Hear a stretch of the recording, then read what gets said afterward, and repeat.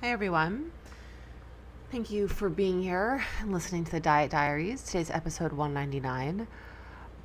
Real talk, I've had like such a good string of ideas for the podcast. Like the last, I would say 5 to 6 weeks of episodes, I had notes on or concepts written down well in advance. And last week's episode about food noise, I am obsessed with. Like, I love that episode. And then I didn't have anything. And I'm like, oh my God, I have nothing to talk about. Obviously, there's a million things to talk about, but like nothing was really calling to me. So, a little bit by default, but also by timing, I figured let's talk about Halloween, right? This is going to come out on Monday, October 14th. Halloween is 2 weeks away. There's lots of stuff around. And I do a Halloween episode. I don't think I did one last year, but I've done them in the past. And this is one of those things we can never hear enough times. And I'm not really sure how many people actually go back to like really old episodes. Probably not a lot.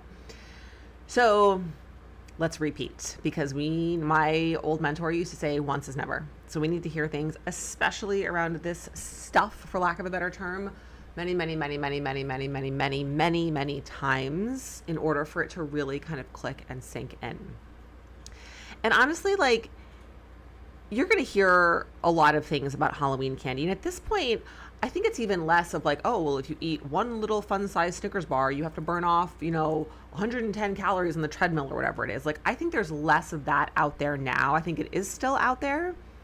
And there's more of like the practical, paying attention, being intentional, being thoughtful kind of stuff out there. So part of me is like, is it really worth it for me to talk through these things? Which are skills like, when you're starving, eat something that's going to fill you up first, and then have some Halloween candy, right? It goes back to the jobs of foods, right? The job of Halloween candy is not to fill you up. The job of Halloween candy is just to taste good and be fun to eat. So there are simple, not easy, simple skills that you can work on around this.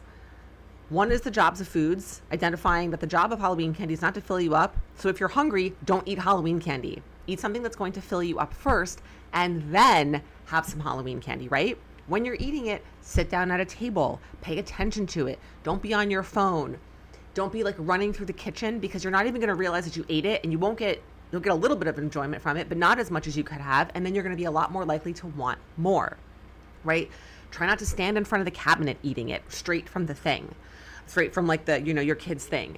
And be thoughtful about what you like. Maybe take a bunch of the things that you really love and put them in a separate bowl. And then when you want some, it's already kind of like filtered for you, right? And you're going right for the stuff that you like, versus making it harder to have to decide, oh, like, there's a Milky Way, there's a Three Musketeers, there's a whatever thing that I don't happen to love, but it's there, so I'm going to grab it, right? So it's like priming your environment a little bit.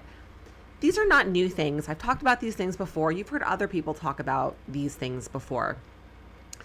But the thing, you'll also hear people say, well, you can go to the drugstore and buy these same candy bars any day of the week. And that is 1,000% true. You can.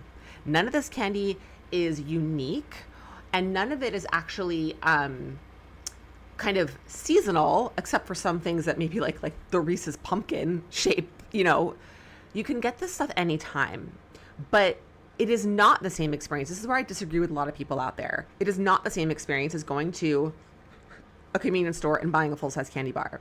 There is something fun and alluring and just a different experience of these little small size candies. I think in part because there's so much of it around, which is very different. When we go to buy a candy bar at a store, we're usually buying like one candy bar, and it's like we have to pick one thing. Now it's like the variety and the choices and the options. It's like I could have this, and I could have this, and I could have this. And because they're small, there's this feeling of like, well, I can have one of those, and I can have one of those, and I can have one of those. And yes, of course you can, right? It all depends on like how that's going to make you feel, and what do you have going on in your life that you are trying to be taking action on or working on, and does eating that fit with whatever you're working on, right? There's no right or wrong answer there. It's totally individualized and personal. But I do disagree when people say like, oh, you can just go to the drugstore any time of the year and buy the candy. Yeah, you can. It's not the same experience, There is something really fun and special about having kind of this many options around. It's like, oh my God, it literally feels like a kid in a candy store, right? Like, no pun intended.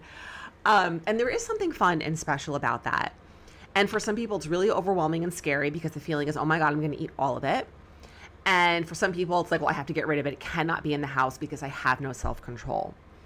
And I think that for me, that's really the biggest thing here, is that belief that you have no self-control. That is not what this is about.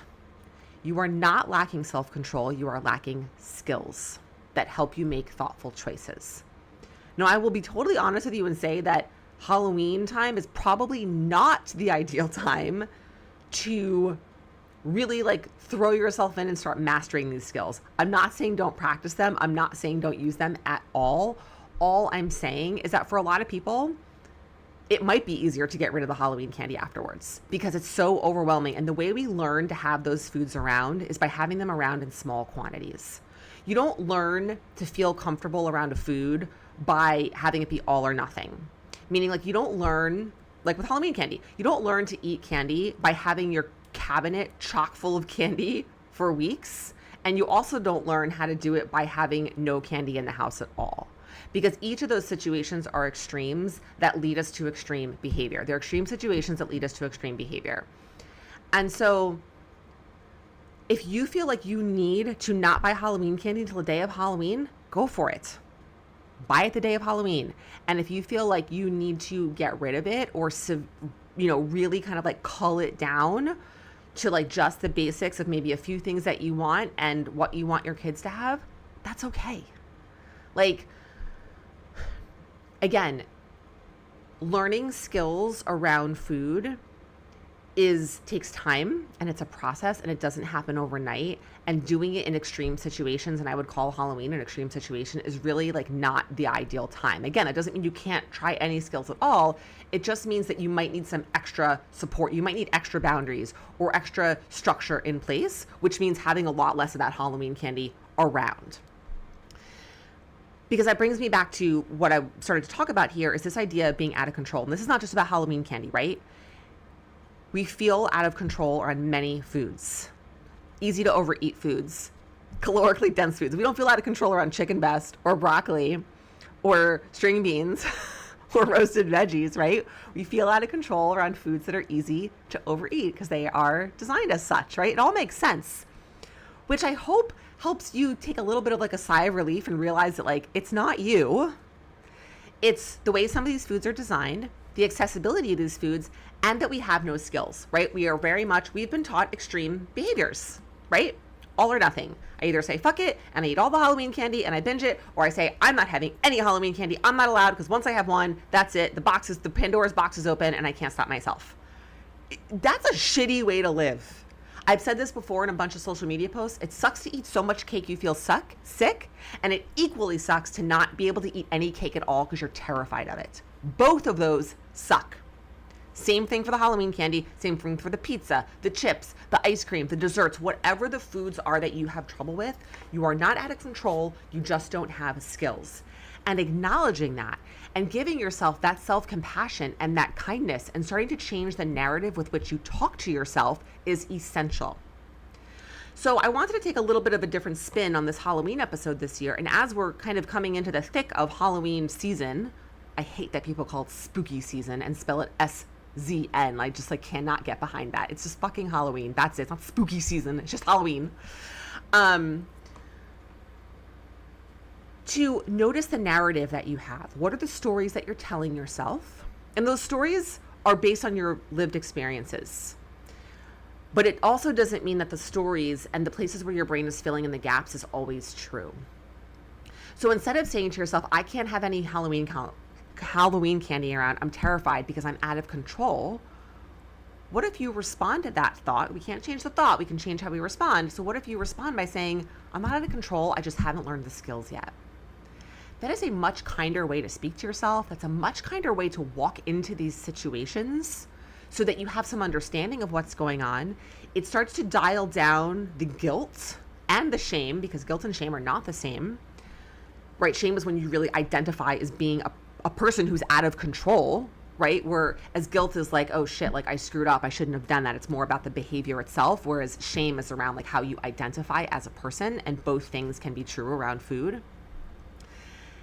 And notice what comes up and then say, okay, well, what kind of skill can I practice right now, right? Can I really commit to not having Halloween candy unless it's after a meal? Can I commit to Halloween candy only if I'm sitting at the kitchen table? Can I commit only to having the Halloween candy that I really love, right? The couple of things that I truly love versus grabbing for whatever's there because it's there and it's the novelty of having it around, right? Maybe pick one of those things to try and see what happens. Maybe it goes really well. Maybe it doesn't go really well. Either way, you have shown up, you have tried something, and you have started to respond to that story of saying, I'm out of control, and responding and saying, I'm not out of control, I just don't have the skills yet, and here I am trying to practice the skills. Here I am showing up and doing something.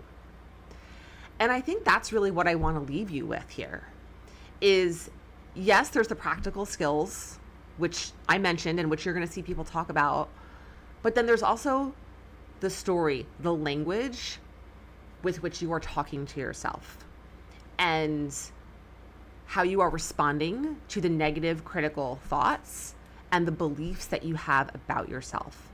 This is as good of a time as any to start to work on that. There's no perfect time, right? We're going from Halloween and then it's boom, off and running into the holidays, right? So all of a sudden it's like the next 2.5 months are like, for some people feel like, well, now I'm just screwed. So it's either fuck it or shit, I gotta really buckle down. I can't eat any Halloween candy because the holidays are coming and I can't gain weight before the holidays. And if I eat Halloween candy, I'm gonna gain weight, right? All these stories. So what if you respond again? I know I'm saying it for like the 4th time. I'm not out of control. I'm not lacking willpower. I'm not unmotivated. I don't have the skills yet. This is the skill I'm going to work on, and I'm gonna try, and I'm gonna show up, and I'm gonna do something. Something that's actually productive and is going to move me along this path of change versus keeping me stuck in this all or nothing cycle. Sometimes it feels like that all or nothing cycle feels more comforting because you've done it before, you know it, it feels familiar, and it helps you feel in control. It is a false sense of control, is what I will tell you. It is a Band-Aid at best, and it is temporary. Real change happens with learning skills and practicing them over time. It does not happen with mastering them in a week, in a month, in 3 months. It takes time. So that's what I have to say. That's it. Let's keep it short and sweet. Thank you for listening. Next week is episode 200. Not sure what I'm going to chat about. I have a couple ideas. And then I have another really cool guest episode coming up probably the week after that. So thanks for being here. Thanks for listening. Thanks for sharing the podcast with whomever you think would benefit from it or feel seen and heard or feel seen by it. I appreciate you. And I'll be back soon.